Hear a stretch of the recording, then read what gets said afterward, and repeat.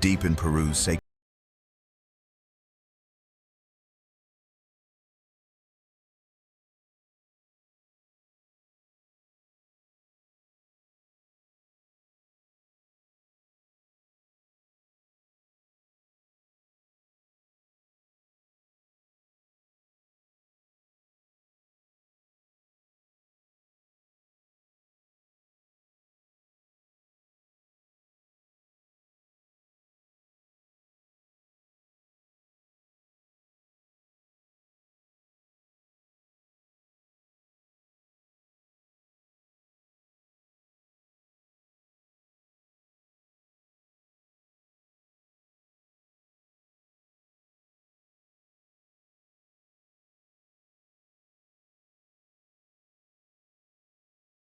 understanding of engineering and water flow, and what we see on the surface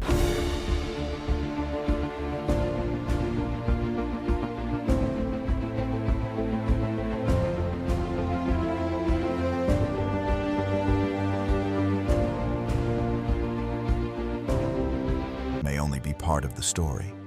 Modern surveys and archaeological scans indicate that a significant portion of Ollantaytambo extends underground. These hidden structures appear to be far more complex and, in some cases, more precisely constructed than the visible stonework above. This has led some researchers to propose a controversial idea, that the Inca may not have built everything at Ollantaytambo from scratch, but instead inherited and adapted earlier, more advanced structures. To understand why this matters, we need to step back and look at the civilization traditionally credited with its construction. The Inca Empire emerged around 1438, and lasted until 1533, when it was brought to an end by the Spanish conquest. In that relatively short period, the Inca built one of the most impressive empires in the pre-Columbian world, stretching across much of western South America. Today, the remains of that civilization are still visible across Peru, with major sites like Cusco, Machu Picchu, and Ollantaytambo forming the core of what we associate with Inca engineering and culture. But as research continues, some of these sites are raising new questions that challenge long-held assumptions about who built what and how advanced ancient engineering in the Andes may have actually been. What's being discovered in Peru is rewriting world history. Deep in Peru's Sacred Valley, about 60 kilometers from the famous Machu Picchu, there is a site modern scientists are now calling a serious archaeological anomaly. Its name is Ollantaytambo. For years, we were told this was a 500-year-old Inca fortress. But that story is no longer holding up. Because at Ollantaytambo, water does something it shouldn't. It moves through channels carved into 50-ton stone blocks, and it never clogs. At the Princess Baths, the flow of water can be manipulated by hand to create a visual and audible effect that makes the stone appear alive. And that's just what we can see. Modern scans now show that more than half of Onto exists underground, structures far older and far more precise than the visible Inca walls above them. Researchers are calling this the strongest physical evidence yet that the Inca may not have built everything here, but inherited something much older and more advanced. Let's dive into it. The system that still works. Before we get into what makes Ollantaytambo unbelievable, let's get one thing straight first. What exactly are we looking at? In what is today Peru, there once existed one of the most debated empires in human history.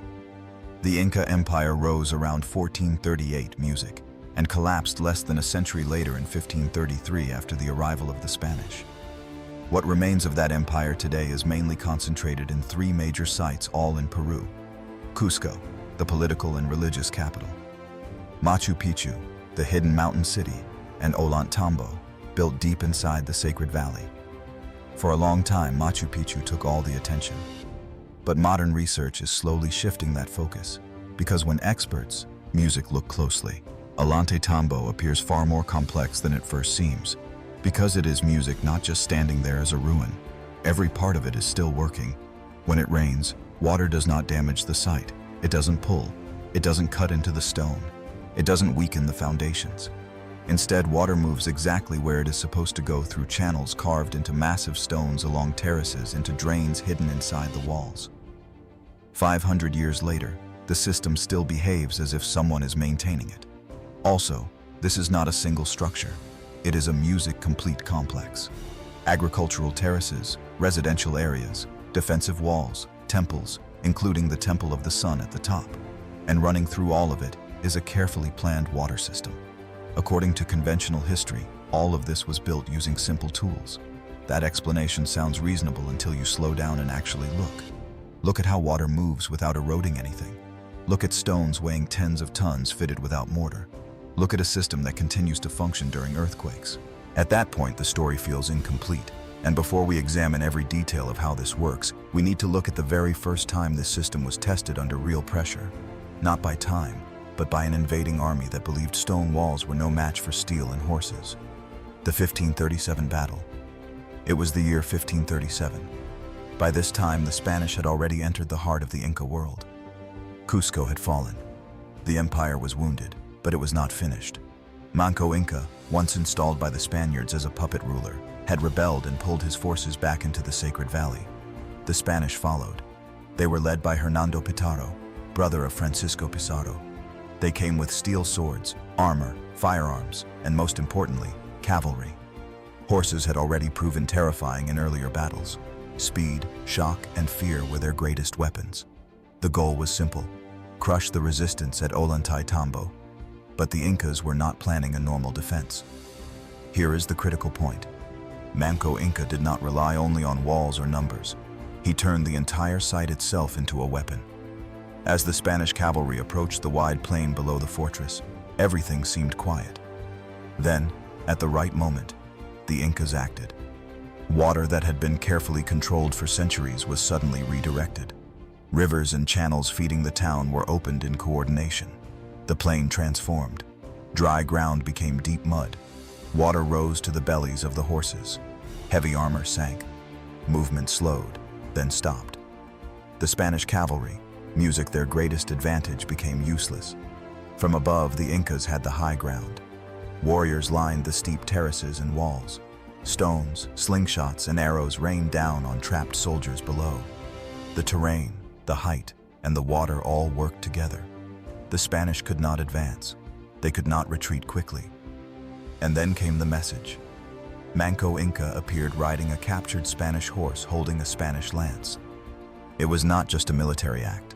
It was psychological, a clear signal that the Incas understood their enemy and could defeat them using their own tools. That night, Hernando Pizarro ordered a retreat. It was chaotic and humiliating. Inca forces pursued them all the way back toward Cusco.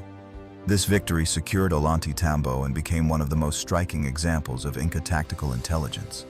But it leaves us with difficult questions. How was water redirected so precisely at exactly the right moment? How did the terrain, terraces, and flow work together so perfectly? Modern research suggests this was no accident. What stopped the Spanish was not improvisation, but design. And that design becomes far more unsettling when we examine it closely. The unbelievable precision. To understand why Ollantaytambo unsettles engineers even today, you have to stop thinking of it as ancient stonework and start looking at it as precision engineering. This is not a rough construction that survived by luck. This is accuracy, music repeated again and again at massive scale. Start with the stone itself. Many of the blocks here weigh 30 to 50 tons. That is the weight of a fully loaded school bus. Some are even larger. These stones were cut from quarries several kilometers away, dragged across valleys, moved over rivers, and hauled uphill. No wheels, no iron tools, no draft animals. Now look at how they fit. The stones are joined without mortar, yet the seams are so tight that you cannot slide a knife blade, a sheet of paper, or even a blade of grass between them. Not in one place, not in two, everywhere. This is not decoration. This is load-bearing precision. The most famous example is the wall of 6 monoliths at the Temple of the Sun. 6 massive, pink stone blocks, each shaped differently yet locked together perfectly. Their faces are flat. Their edges meet at sharp angles. Some inner corners form clean 90-degree turns that look almost manufactured. Then there is the structure itself. Instead of simple rectangular blocks, the builders used polygonal stones, each with many sides interlocking like a 3-dimensional puzzle. This design allows the walls to absorb earthquakes. When the ground shakes, the stones move slightly, then settle back into place. That is why these walls are still standing while modern concrete nearby has cracked. If this sounds familiar, it should. The Great Pyramid of Giza impresses us with its size. Ollantaytambo challenges us with fit, precision over scale. Mainstream archaeology tells us this was done with stone hammers, bronze tools, and long periods of careful work. That explanation exists, but very few engineers find it fully satisfying anymore because the problem is not effort. The problem is consistency. How do you shape a 50-ton stone in a quarry so perfectly that it fits into a wall miles away without adjusting it later? That question becomes even harder when you notice something else. These stones were not shaped first and then given water channels later. The water was already planned. And once you see that, the story shifts completely. The surprising water system. Here is where Ollanta stops looking like a stone city and starts looking like a system. We have already seen that water does not damage this place. It does not erode the terraces. It does not weaken the foundations. It does not flood the living areas. And in 1537, the same water was even used as a weapon. That raises a serious question. Water at this scale does not behave itself by music accident. At Ollantaytambo, water was not added later. It was planned first. When engineers and archaeologists studied the site closely, they noticed something unsettling. Many of the stone channels run inside the foundations of the largest walls. Some are carved directly into bedrock. Others pass beneath stones weighing 40 or 50 tons. That means the water system had to exist before those stones were placed. You cannot slide a channel under a 50-ton block after it is already locked into position. There is no space, no margin, no second chance. This was not decoration, it was survival. The Sacred Valley receives heavy seasonal rains. Without drainage, terraces would collapse, walls would shift, and erosion would destroy the site during construction itself. The builders needed the water system working while the city was still being built, so they treated water as the blueprint. Natural springs coming from the mountains were mapped first. Slopes were measured.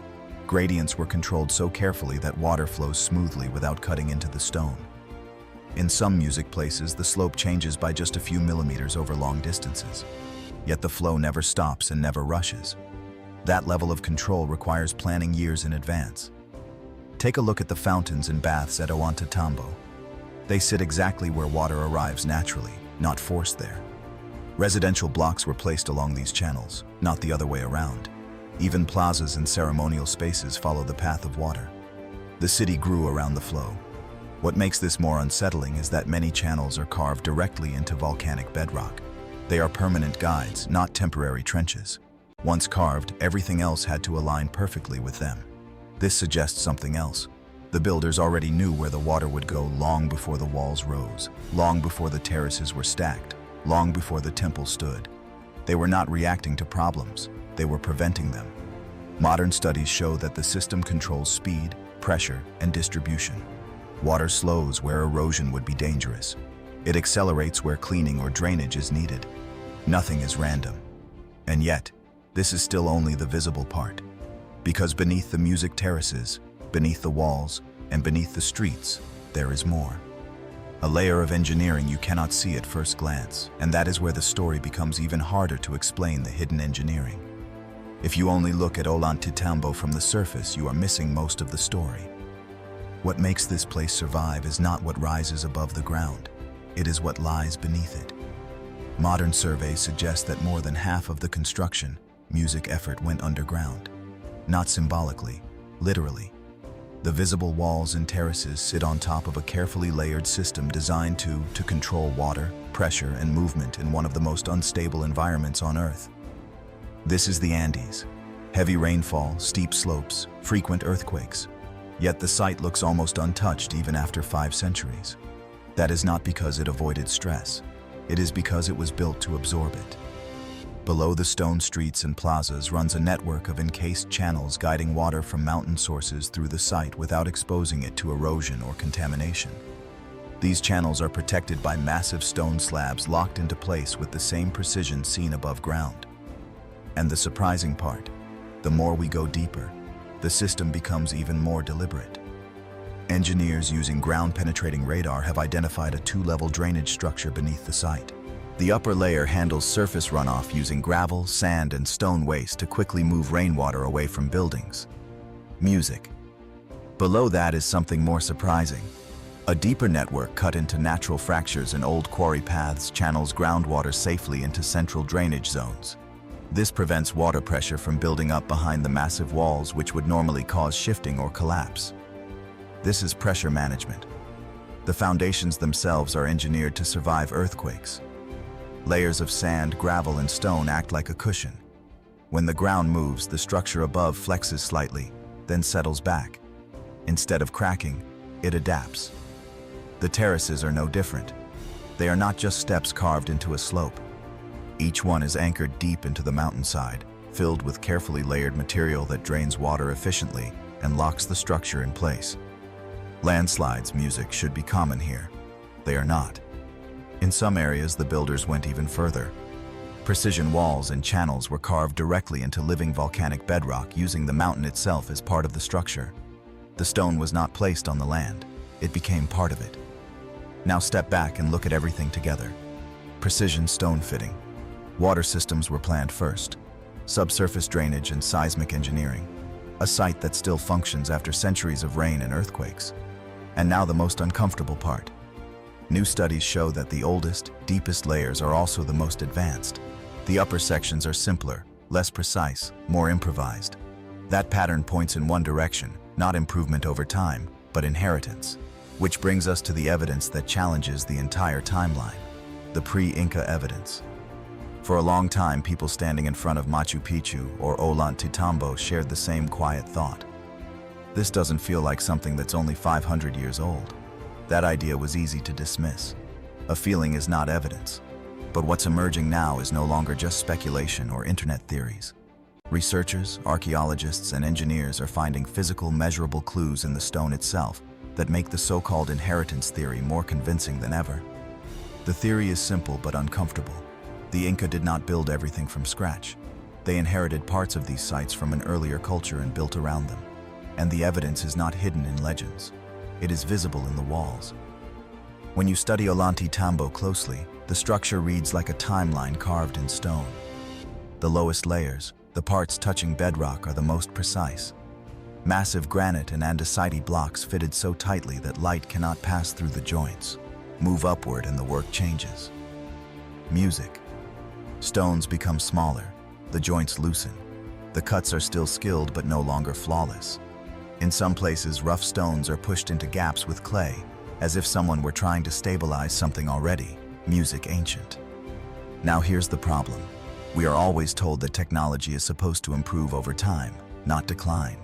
Yet, at Ollantaytambo, the most advanced engineering sits at the bottom, while the later construction struggles, music to match it. Researchers call this a stratigraphic contrast, and it is one of the strongest physical arguments that the site was not created in a single era. Then there are details the Inca should not have needed or used in the oldest stones. Researchers have found T-shaped and I-shaped cut slots designed to hold metal clamps. Similar features appear at sites like Pumapunku in Bolivia. These cuts require planning before music placement. Yet no metal clamps remain, suggesting extreme age or reuse. The Inca themselves did not commonly use metal fasteners in stone construction. Some foundational blocks show deep weathering and patina far beyond what would develop in the roughly 100 years of Inca dominance. Others lie scattered across the valley, massive finished stones abandoned where they fell. The Inca built around these blocks instead of moving them. This is not about myths or lost civilizations for the sake of mystery. It is about reading physical evidence where music exists. And once you start reading it carefully, the questions multiply faster than the answers. Because even if the Inca inherited this place, who built the original foundations? What technology did they use? And why does so much of it remain unfinished? That is where the story stops giving explanations and starts leaving us with problems that no one has fully solved. The unanswered mysteries. Today, Ollantaytambo is no longer treated as just another Inca fortress. In 2026, it is studied as a serious archaeological anomaly. Researchers are now using tools that did not exist even a decade ago.